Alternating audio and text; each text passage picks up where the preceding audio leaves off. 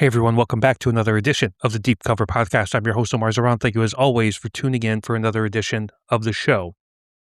Solo episode today, and maybe it's a little tired, played out, or meta to talk about sports media on the sports podcast, but I'm going to try and do it.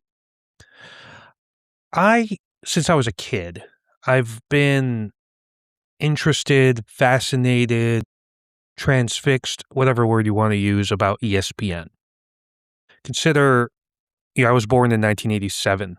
And so when ESPN was rising into its popularity into the mid to late 90s, it's when I was evolving into a sports fan, right? I would watch Sports Center and I watched their documentaries. I used to love ESPN Classic, Sports Century, those type of shows. I got into shows like The Sports Reporters and PTI, Cold Pizza back before it became First Take. And I was a subscriber to ESPN, the magazine. And I think any person of my age, so late 30s, early 40s, that has an interest in writing, podcasting, filmmaking, anything, any sort of creative endeavor within the sports space is probably very Sports Illustrated, ESPN pilled, right? We grew up on this stuff and it inspired us, and we wanted to make our own version of this sort of stuff. And those days of what ESPN was are no longer what it is today. Makes you wonder if there really is a modern day version of what ESPN was back then, in the sense of hard-hitting reporting, great journalism, thought-provoking stuff, interesting shows, kind of going beyond just the surface level stuff, beyond just game highlights. Maybe The Athletic is the closest that it comes to it, because I think the beat reporters for The Athletic and all the sports, they kind of peel back the onion a little bit. Maybe The Ringer on the podcast side, but that's a little bit more culture stuff. So I feel like it's a mix of those two. But the ESPN that we knew then is no longer here today. And there's two things that happened that really hammered that home, and really why I wanted to do this episode. So the first was ESPN, once again, like they've been apt to do once a year at the end of every fiscal year for Disney. They laid off some journalists. The most notable one was Ryan Clark. Eventually, Damian Woody was let go recently. He had been with the company for about 15 years doing NFL stuff. And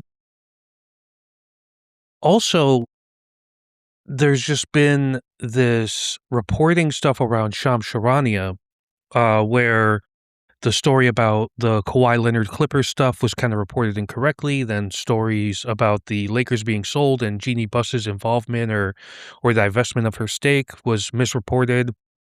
And the two things coincide together. So the loss of jobs, the elimination of journalists, and the way that they handled this Lakers reporting and Clippers reporting stuff, it's connected to me.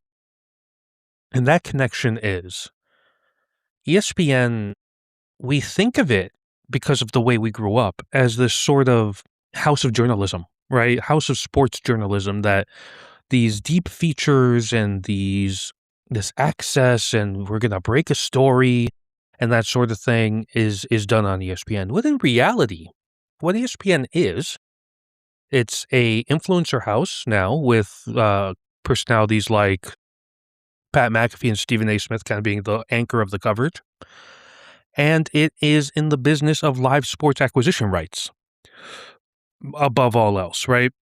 ESPN, when they really first started, they were in the balancing act of getting the rights, right? So before they got into like Big East college basketball, which was a really big boon for them, they were just picking up a bunch of different rights just to fill programming, right? You have to, if you're going to have a sports-only network, you have to buy rights to certain sports to be able to do it. And they still do that as well, with like pickleball and stuff like that, right? That ESPN will air. You got to put something on. But they filled in the gap as well with a bunch of former print journalists. They filled it in with eventually with like bloggers and that sort of thing, and people who thought differently about the sports space and brought nuanced coverage and layers to the product, right? But what's happened now is there's been a couple of shifts, right? Where public sentiment around journalism has really gone out the window, right? I really would trace it back to Donald Trump's first election. And, I know people probably get annoyed of me breaking in Trump here as a reason, but I think it's valid because he was really the first politician that said, actually, the media isn't this arbiter of truth, that they do have ulterior motives to, push a certain agenda. And some people saw that and was like, you know what, you're right. And it kind of went away from a person reporting the news and editorializing it with their own spin through quotes that they would extract, right? They're not specifically going to say, I don't like this. They would say, this person thinks this, which is why, the argument has merit, to people just want fact-based reporting only. And that has kind of morphed into this distrust of the media, distrust of journalism, the idea that they're out to just defame and belittle whoever they're covering. So you already have the built-in reduced trust in the institution of media, of reporting, of journalism, right? Then you look into the fact that sports is the only thing we have left that has not gone on demand.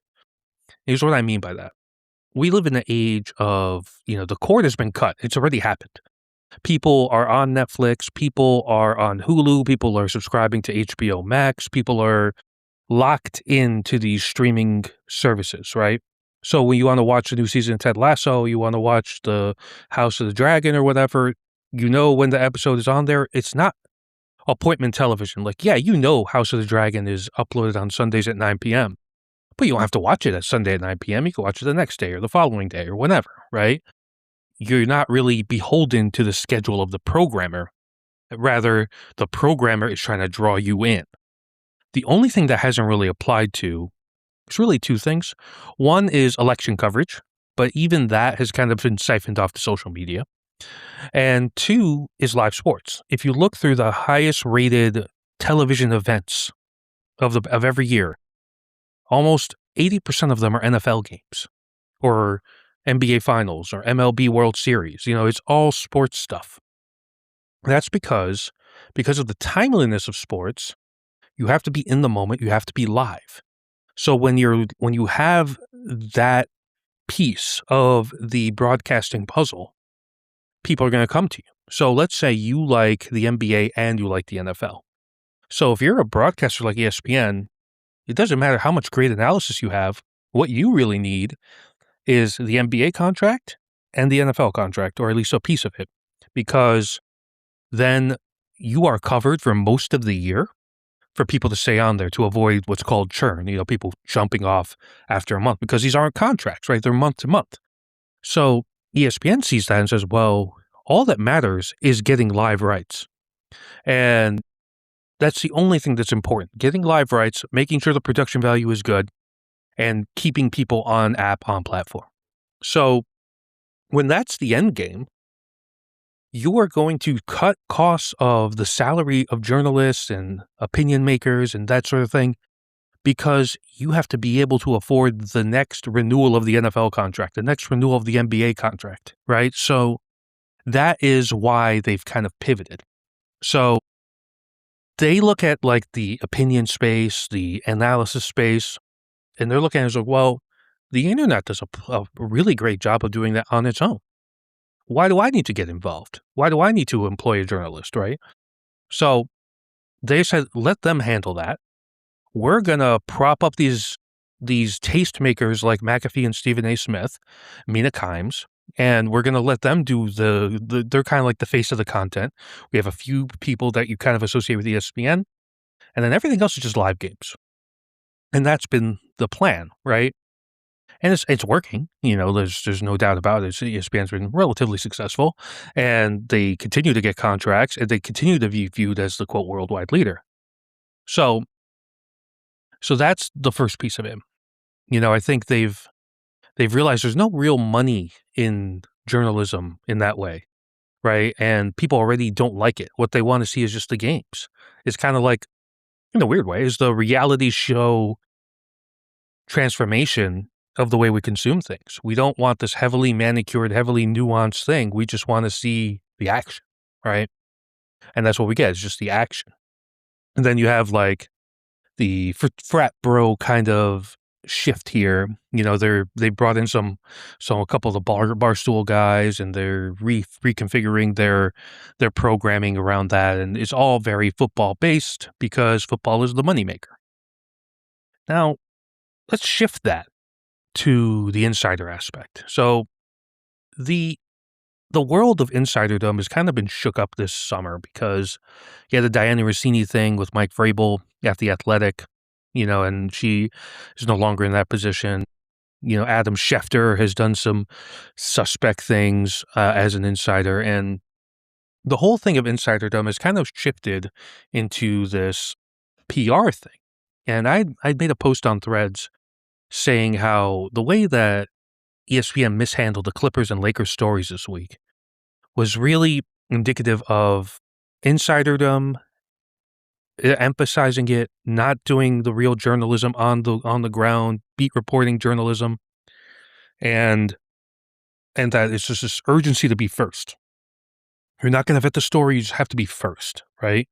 And Tanya Ray Fox, a great follow on Threads if you aren't already following her, had made a really good point that it's even beyond that. That it's really about an insider being propped up as PR for a team or a league, right? And so Shams is not going to get the right story because he's just a PR puppet in a way, right? And that to me is illustrative of the fact that we are in a societal moment right now where it is quantity over quality so much of the time. You think about all these people who try to tell you about how to succeed on social media. They say post, post, post, post, post. It's not make good posts. It's flood the market with your face, with your opinions, so that it sticks eventually. And the whole idea of insiderdom is like, well, I'm going to be there first. And you could argue that Google and YouTube kind of ruined this.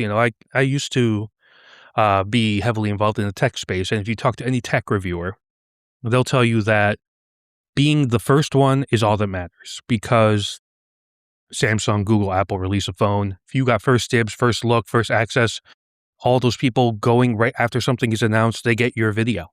So having that access is incredibly important. It doesn't matter if you have the best opinion. All that really matters is that you give the first opinion. And with ESPN, they've kind of leaned into the fact like, we're going to be first to stuff. Think about trade deadline day, the draft, free agency signing. Everybody goes to Shams, previously Woj for that. And no context is really needed outside of the raw story. There isn't really a story being developed about, oh, this is why this trade is important for this team. There isn't really, because there's no time, because you're just rushing to get it out the door. And so what it's become is Shams has kind of become this sort of like a messaging board for agents, a messaging board for teams. It's all PR now. It's not really news breaking. Because notice if they'll say, so-and-so was traded from Minnesota to Milwaukee. And then right after you'll say, so-and-so agent brokered the deal, or Milwaukee now gets this. It's really the PR spin of the deal being inseminated or communicated through the reporter. So it feels like reporting, it feels like news, when in reality it's just PR spin. And that is kind of what this whole thing has become. It's become, I have access to the games. I have first dibs on a deal that's about to happen, and I send it out. And that's it. There's no deeper layer of reporting. And that's what ESPN is. That's what the news cycle is. Think about somebody like Aaron Parnas on the political side of the aisle. I'm not here to disparage Aaron Parnas, whatever, but he's really, in essence, he's kind of like the Shams of politics, right? He's just putting out the news, right? This is what happened. This is what I heard, blah, blah, blah. And it speaks to a deeper frustration that I have where we're so focused on getting stuff out fast. We're so focused on getting it out now that we don't think to take a beat and think about what are the repercussions of this? What does this mean? Right? Like you could say, hey, this person is being traded, or this person is retiring, or this person came into a disagreement. All right, cool. What does that mean? Right? And if we take a beat, we could kind of offer a little more nuance into the story, and then it becomes a more complete story. But because we have this need, this insatiable desire to know right away, right now, what happened, we just don't have time, right? And I think in a way, the rise of I've mentioned this before, but the rise of AI tools in the creator space, you think about people using generative AI for YouTube thumbnails, to come up with scripts, to come up with outlines, whatever. You know, that is done because we're all in this rat race, trying to get the stuff out fast. I have to be out there during this 24-hour media cycle or else I miss the moment to really reach an audience. And that is the fundamental flaw where the reason AI has been used more and more now is because, oh, I save an hour on thumbnail design, or I save an hour on outlining, or I save whatever amount of time doing it this way. Yeah, that is going to be used more and more because of that. And I think it boils down to the fact that societally, we have a couple issues right now when it comes to reporting, media, the press, the whole thing. There continues to be a deep distrust for media institutions. Some people would say that it's because of the way they're reporting based on corporate interests. Others would say that it's because they slant the coverage too far in one way. And, independent journalism has kind of tried to solve this because if you're on the political sphere and you follow Pearlmania 500, or you follow Suzanne Lampert, or if you're on the other side of the aisle, you used to follow like Charlie Kirk or Nick Fuentes or whatever, you have built a trust with that creator, and you want their take, right? You want their slant. And so that has become a little bit of a band-aid there, but the fundamental mistrust or distrust in the way news is reported is an issue. The need for access now, need for everything to be on demand, another issue. And what I've kind of gotten in the habit of doing now is I want to seek out people that have thoughtful analysis. I don't need to know right away, like, here's 5 takeaways from this without really sitting with the information, right? And I think that is where not only ESPN, but other sports media entities have failed, is because we're so locked into the next story. We got to cover this while the iron's still hot. I would like us to be able to step back and be able to say, okay, what do we really want to feel about this? And I think about this with a piece I just published yesterday about Russell Westbrook's retirement. Westbrook retired a few days ago, over the weekend, I want to say, and I was like, all right, I kind of want to write about his retirement, but I didn't know the path I wanted to take with it. So I sat with it for a few days, and I write as a hobby. This isn't my job, right? So the real issue is that outlets that are trying to make money, they have to put something out right away. And if it's not right away, they miss the moment. And I think that's the issue, is that we don't let things breathe to then react. We need a reaction right away. We need to know how to feel right now. And I think ESPN, other media companies have become very much indebted, almost enslaved to the reporting right now. And I just wish that we as a media consuming public were a little bit more selective with who we consume content from. But we really think about it, the entire mechanism is designed for right now because a lot of people get their news from social media. So it's the endless scroll on TikTok and Instagram, Threads, Blue Sky, Twitter, whatever. And so it's like more content, more content, more content, more content. So it leads to you just not wanting to consume anything really because there's so much to consume, right? And I wish it was different, and I know it could probably sound a little bit like old man yells at cloud complaining about what ESPN has become and all that, but I think there was a time when we really thought deeper about this sort of stuff and we really considered the magnitude of something. Again, this is sports. It's not life or death. This isn't like, you're reporting on world hunger or anything. And, what does it really mean if LeBron was signing with Philadelphia versus signing elsewhere, blah, blah, blah. It's not high stakes in that way, right? But it matters to a lot of people. And when something matters to a lot of people, I feel like you need to be able to take the issue, handle it with care, and really have a sophisticated, mature conversation about it that isn't just clickbait and hot takes and all this other stuff. And that to me is the frustration that comes whenever I see anything happening at ESPN is that they're continually moving in the other direction. They want more instant content, more hot reactions.